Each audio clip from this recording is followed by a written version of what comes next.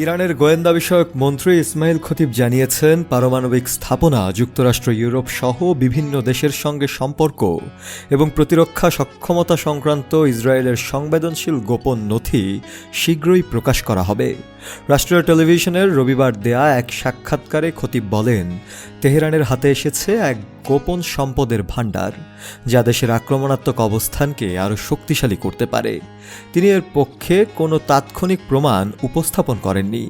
Israel সরকার অবশ্য এই তথাকথিত গোপন নথি ফাঁস হওয়ার বিষয়ে এখনও কোনো মন্তব্য করেনি। দেশটির পারমাণবিক অস্ত্র ভাণ্ডার নিয়ে কখনও আনুষ্ঠানিকভাবে কিছু প্রকাশ করা হয়নি, কিন্তু ধারণা করা হয় মধ্যপ্রাচ্যে একমাত্র পারমাণবিক বোমার অধিকারী দেশ এটি। এদিকে গাজায় যুদ্ধ চলাকালে তেহরানের পক্ষে গুপ্তচর বৃত্তির অভিযোগে বেশ কয়েকজন ইসরায়েলিকে গ্রেফতার করা হয়েছে। এই নথিগুলোর সঙ্গে গত বছর একটি ইসরায়েলি পারমাণবিক গবেষণা কেন্দ্রে সাইবার হামলার কোনো সম্পর্ক আছে কিনা তাও স্পষ্ট নয়। খতিব আরও বলেন, এই গোপন সম্পদের ভাণ্ডার স্থানান্তর করতে সময় লেগেছে এবং এতে নিরাপত্তা ব্যবস্থাও নেওয়া হয়েছে।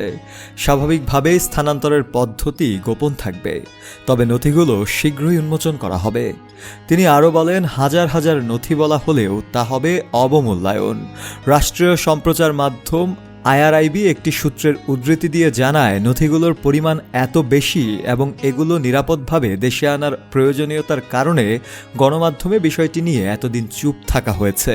নথিগুলো ইতিমধ্যে নিরাপদ স্থানে পৌঁছেছে বলেও জানিয়েছে তারা। সাম্প্রতিক এই ঘটনা ইরান ও ইসরায়েলের মধ্যকার দীর্ঘদিনের গোপন অভিযানের ধারাবাহিকতায় নতুন মাত্রা যোগ করল। তেহরান অভিযোগ করে আসছে, তেল আবিব তাদের পারমাণবিক বিজ্ঞানীদের হত্যায় জড়িত। অন্যদিকে ইসরায়েল অভিযোগ করে, ইরান তাদের স্বার্থে আঘাত হানতে বিভিন্ন সশস্ত্র গোষ্ঠীকে সমর্থন দিয়ে থাকে।